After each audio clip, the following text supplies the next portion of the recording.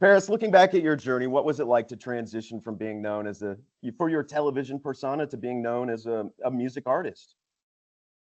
Music has been my number one love for my entire life.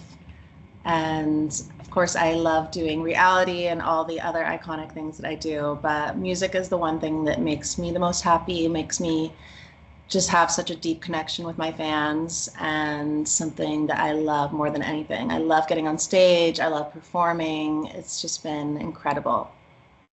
No, again, it is a pretty impressive music career. I think if you removed everything else that you're doing in your life, which is a ton, by the way, the music career alone is pretty impressive. I mean, this first studio album, 2006, the series of standalone singles that you've done, features on a number of other artists' songs, to being again a big name DJ, to releasing your second studio album, Infinite Icon, back in September. I guess we can call it your roots in a way. How did it feel to return to your roots as a vocalist after DJing for some time? It feels amazing. I love DJing. It's, just incredible to be up there and just feel that energy. But now being a pop star, it's just taking it to the next level. Just being on stage and singing my songs and having all my dancers and having these huge shows and just seeing the whole audience singing along and knowing all the words and everyone loving my new album. And I'm just so proud. I'm so grateful to Sia. She was just the most amazing executive producer and friend, and so inspiring. And yeah, I just feel that this album really just is how I feel in life right now. And I feel so grateful. Well, that's great to hear. Does this mean that there's no more DJing in the future for you? No, there definitely is. I'm going to be Okay. having a bunch of festivals this season, this music festival season in the summer. But I'll be also doing a lot of performances. I am going to be one of the headliners at World Pride that's happening in DC, that's coming up soon. I can't wait for that. So I love to do both, and it's great that I'm able to do both. I do want to ask you about that festival, but we'll get to that a little bit later. Let's get back to Infinite Icon here. It debuted #1 on the Billboard Top Current Pop Album Sales chart. Chasin, of course, featuring Meghan Trainor, but Sia's role, as you mentioned, as the executive producer, that's a huge part of the new album. Describe for me what kind of creative direction Sia pushed you to explore some new sounds or themes with your music. Well, she is just the most talented and greatest songwriter and singer of our time. So even just going with her in the studio for the first time, I was so nervous because, singing in front of her is a lot to live up to. Oh, sure. But she just made me feel so comfortable. We were recording at her house, she's a studio there, and she just really brought out something in me that I didn't even know I had in myself, where she just was like, all right, Paris, just, put your arms down and just like sing your heart out and just like let it go. Like, don't feel shy or anything. Like, I'm your best friend. Like, don't worry. And I just like started singing like in a way that I never like did before. And I was very even surprised by myself, and she was blown away. And I was so touched because after I recorded Fame Won't Love You, she loved it so much that she said, I want to put this on my album as well. And I want to, do you mind if I'm on the song too? I was like, oh, wow. Yeah, of course. What an honor. Yeah, such an honor. So it's just been incredible. I call her my fairy godmother. I love it. Now, for those that don't know, Chasin, the song Chasin, it is about cutting off a romantic partner who isn't treating you right. I read, it's interesting that I loved what you were saying about Sia empowering you, because I'd read that song in particular, Chasin for You, represents self-love and confidence. And you popularized the term sliving. Yes, which really, I feel like, encapsulates the confidence and empowerment you're exuding with Chasin. What do you want listeners to feel when they hear the song? And how do you hope it inspires them in their own lives?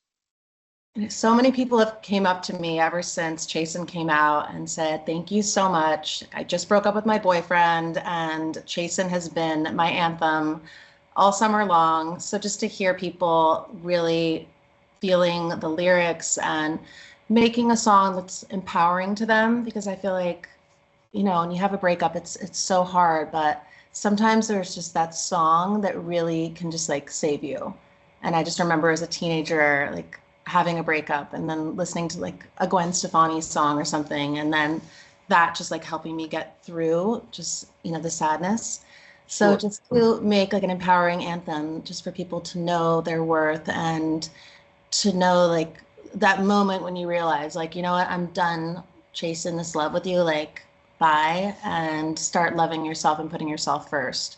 I'm going to put So, that focus on me. yeah, so I think I really wanted just to make songs that inspire people and can help people, and that are also fun and catchy. And Megan Trainor is so incredible. We had such an amazing time performing together at Madison Square Garden, and my concert recently at the Palladium. And she is so talented and so kind and lovely and sweet and genuine and such a good girl. And the same thing happened with her, where it was supposed to just be me singing on it. And then I sent her my vocals and she was blown away and said, I love this so much. Like, do you mind if I'm on the song with you too?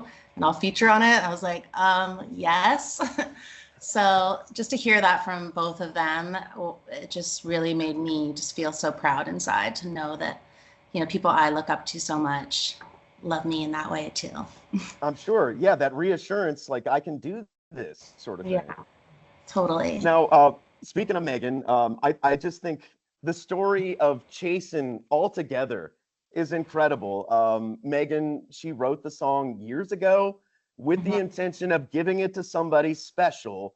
Yeah. And she pitched the idea to you. How did it feel to know that Megan had been holding on to that for all these, for years and just waiting for the perfect person to bring it to life? And then when she picks somebody, it's you. It was so cool. Just right away when Sia and I started working together, she started calling all of her friends, and one of them was Megan. And Megan texted me, was like, I didn't know you were doing another album. Like, oh my God, like this is a dream come true. I love you so much. And she sent me like, I don't know, I think it was like 10 songs. I loved all of them. But Chasin especially stuck out to me because I just right away could feel the lyrics.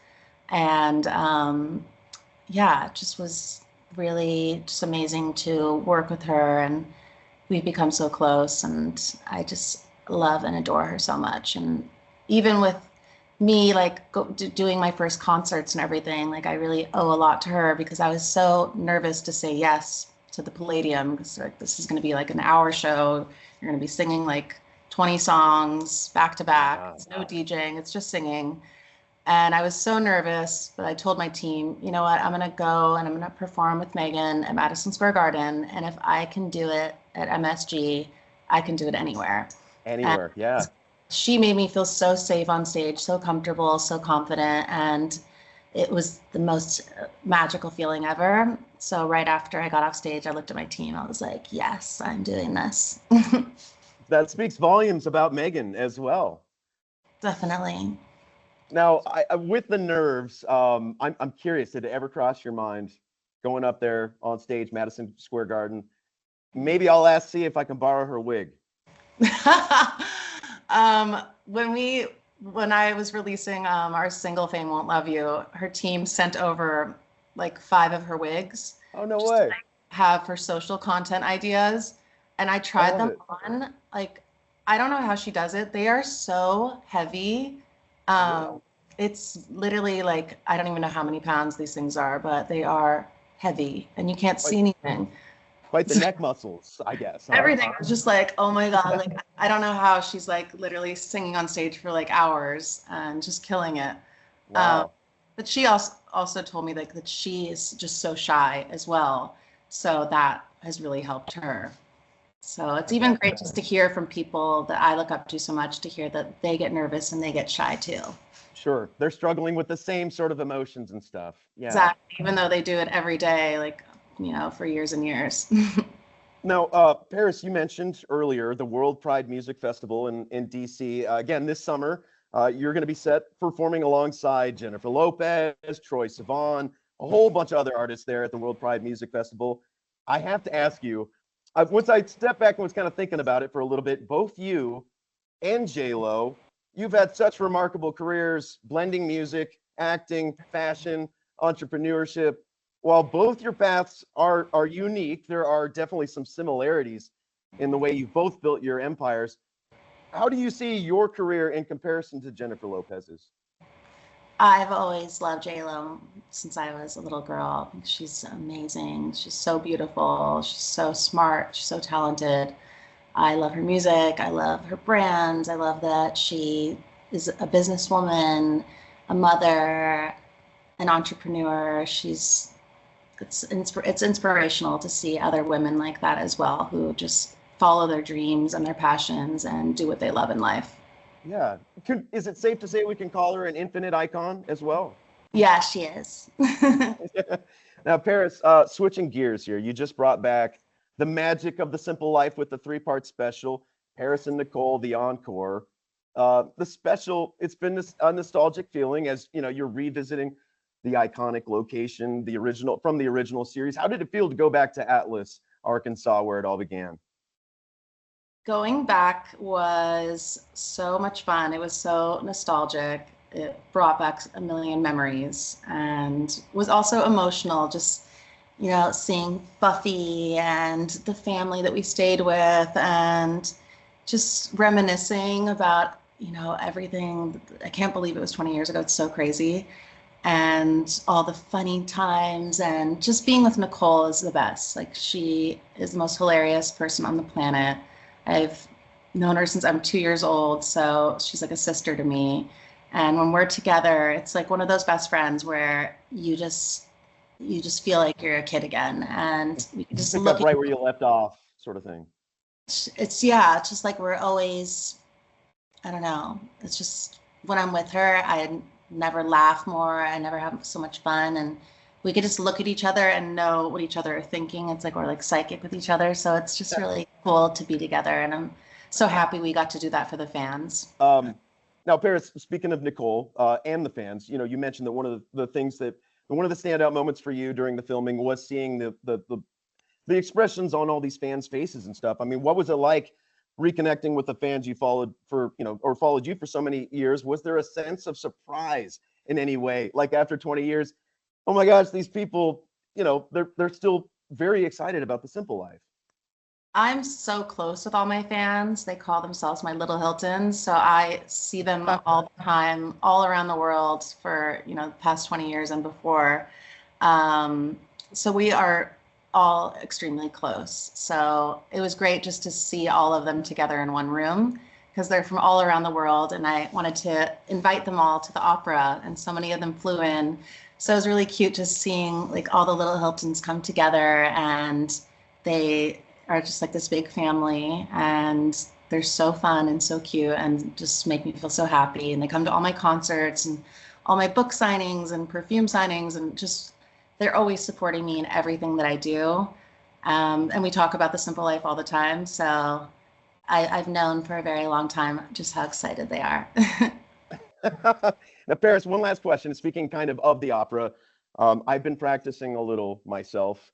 Okay. Would you be open to letting me join you in singing Sana Shah real quick? Yes. Yes? Let's do it. I don't want to kick it. I mean, I guess you take the reins and I'll try to follow. I'll go 1, 2, 3, and then we'll start. Okay, 1, all right. 2, 3. Sana Shah. Sana Shah. Sana Shah. You're in. I think the delay is a little, delay makes it tough. Paris, absolute pleasure getting to chat with you. Your journey of self-love, confidence, empowerment, it is truly inspiring. And Chasen is such a perfect reflection of that. Thank you so much for your time. I really appreciate it. So much fun.